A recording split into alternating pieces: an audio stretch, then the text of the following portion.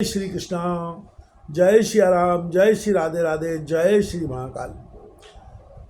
शास्त्रों में लेख आता है कि जब श्री नरसिंह मेहता अपनी बेटी हरनंदी की ससुराल सरसागढ़ पहुँचे तो वहाँ के गरीब लोगों के कल्याण के लिए उनके संकल्प से स्वर्ण वर्षा हुई।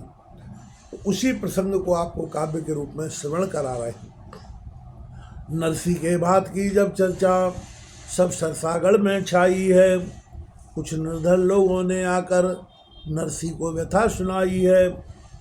बोले है परम भक्त हमने है सुना आप उपकारी हैं, आपके सदा अंग संग रहते सावल साए कृष्ण मुरारी हैं। यहाँ भात भरा सावल साए ने जिसका कोई हद हिसाब नहीं, ऐसा हो जिसमें चमत्कार हमने कोई पढ़ी किताब नहीं। हम हैं निर्धनता के मारे कंगाल हुए दुख पाते हैं, आपके प्रभु प्यारे आकर सावल साए कष्ट मिटाते हैं। इसलिए हमें कर दिखला दो जो बात नहीं है होने की। अभी सारे सरसागढ़ में वर्षा हो चांदी सोने की। ये महापुरुष मिलना चाहिए, आपका कृपा प्रसाद हमें ऐसा हो जाए। कृपा प्रभु जीवन भर रहे जो याद हमें। दीन जनों की प्रार्थना ली नरसिंह ने मान, प्रकट हुए आकाश में नरसिंह के भगवान। क्या देखा सबने आसमान पर घोर घटा एक छाई है, घनश्याम घटा बनकर आया मनमोहन कृष्ण कन्हाई है। फिर क्या था छन छन छन करके जोरों से वर्षा आई है, पानी की जगह सोना चांदी देखा तो हैरानी छाई है।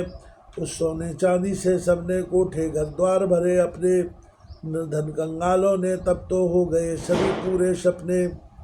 कहते हैं एक धोबी अपने घर बैठा खाना खाता था, वह घर और घाट का भी सारा धन पाना चाहता था।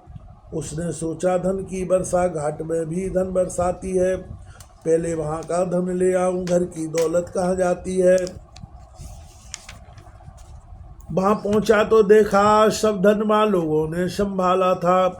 वर्षा रुकने पर घर लौटा, वहाँ का भी हाल निराला था, क्योंकि यहाँ का कुछ लोगों ने था सारा ही धन उठा लिया। आकर करनी पर पछताया, हाय मैंने लालच बुरा किया। घर की माया भी छोड़ भगा, कुत्ता बनकर बाट का रहा। दोनों ओर से निराश हुआ, ना घर का रहा न घाट का रहा। बरसात तो घर घर हुई, कभी पात कहीं कहीं साग, पाने वालों को मिला अपना अपना भाग। श्री नरसिंह जी की कथा भक्तिभाव से पूर्ण, अंतिम साख्यान से होती है संपूर्ण। नरसिंह जी सरसा से आकर जूनागढ़ धाम से पधारे हैं। जग से विरक्त निर्लेप हुए सब जग के काम विसारे हैं। सावल साए से बोले भगवान अब मैं कुछ और नहीं चाहता, अब आपको पाना चाहता हूँ। तन धन सुख और नहीं चाहता, जो कुछ तुमने करवाना था मुझसे तुमने करवाया है। मैंने भी जीवन भर तुमको प्रभु इधर उधर भटकाया है। अब मैंने भटकना छोड़ दिया, तुम भी बैठो विश्राम करो। चरणों में अपने बुलवाओ, बस यही आखिरी काम करो। मैं दास तुम्हारा बनकर ही चरणों की सेवा पाऊंगा।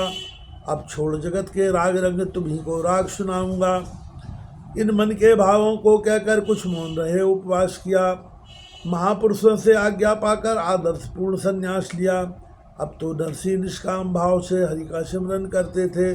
बस्ती से बाहर ही रहकर नियमों का पालन करते थे। खर्चे पर्चे की चिंता का अब रहा कोई भी काम नहीं। सन्यासी का हरि भजन बिना कर्तव्य नहीं, धन धाम नहीं।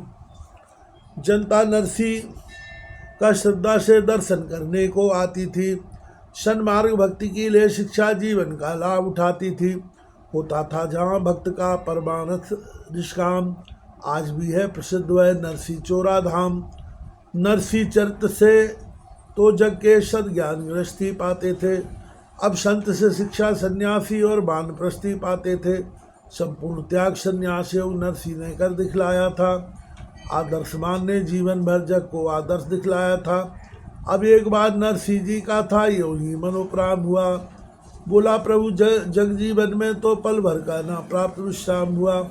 अब और न दूर रखो मुझको, आने दो अपने पास प्रभु। चरणों में आपके मिले स्थान, अब यही एक है आस प्रभु। ऐसा विचार आया जब ही प्रभु को भी यही स्वीकार हुआ। बैठे बैठे नरसी पल में सावल साय पर बलिहार हुआ।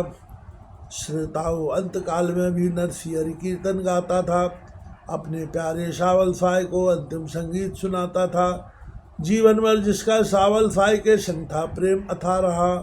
आखिरी सांस में भी उसने श्रद्धा से सावल साय कहा।